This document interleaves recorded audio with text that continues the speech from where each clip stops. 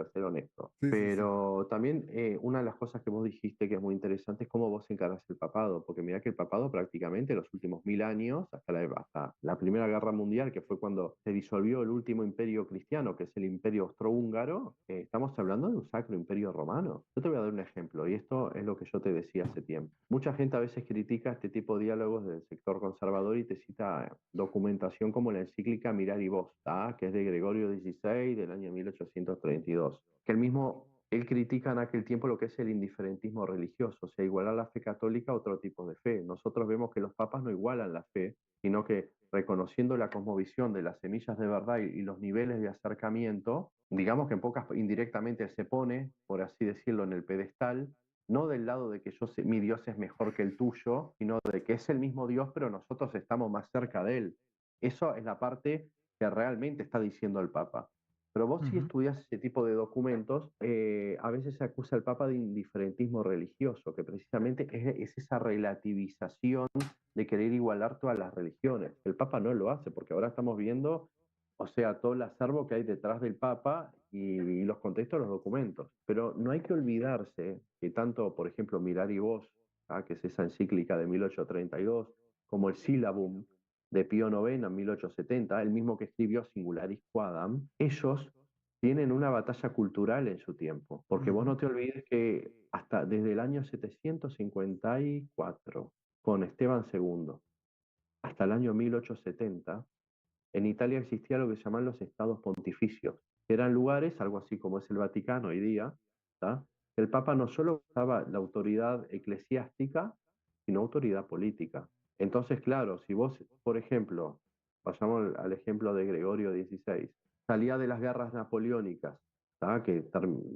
Porque hay que decir que los estados pontificios estaban anexados al imperio de Napoleón hasta el año 1814. Y después vos vas a Pío IX, él escribe un sílabum, ¿no? Con errores de los modernistas y todo ese tipo de cosas.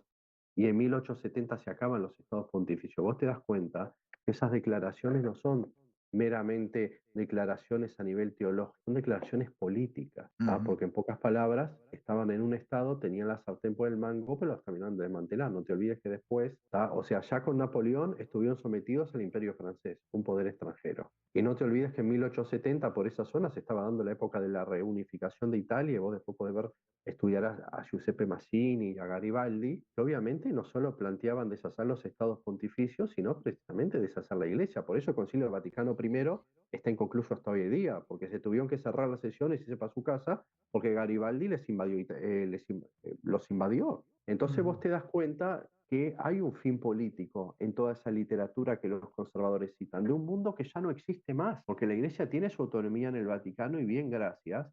Y si vos ves lo que es el resto de Europa, pues también se tiene la concepción de que el cristianismo es una religión centroeuropea, lo cual no es así, ¿tá?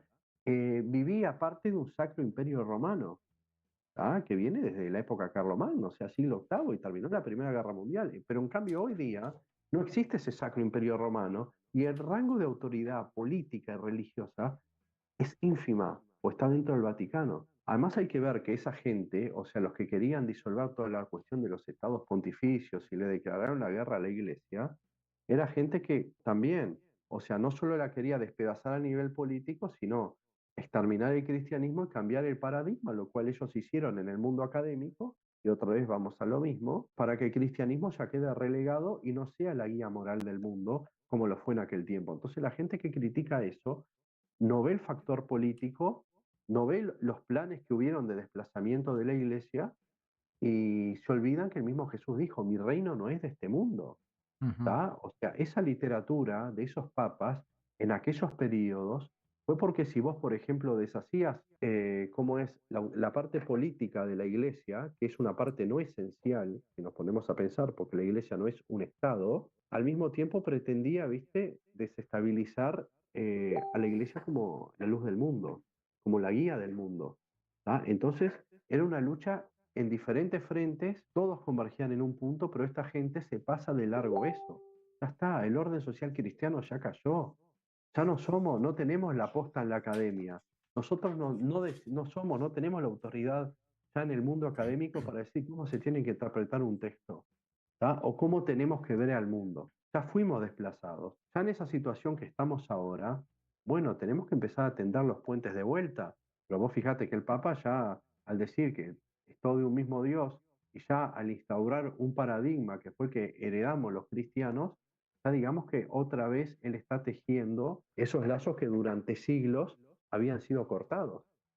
Es un problema complejo, tiene muchísimas aristas, pero como digo, los que critican viven como si estuviésemos en un imperio cristiano y añoran un pasado idílico que ni ellos mismos vivieron. Pues si vos me decís, bueno, está así una persona vivía entre 1868 y 1870 y pico, bueno, vaya y pase, se le cayó su mundo de a pedazos, como los comunistas cuando se les cayó el muro, más o menos. Pero esta gente que critica está pasando por alto muchas cosas, ¿tá? Y se está poniendo en un pedestal de un tiempo que no le tocó vivir, mala suerte. Como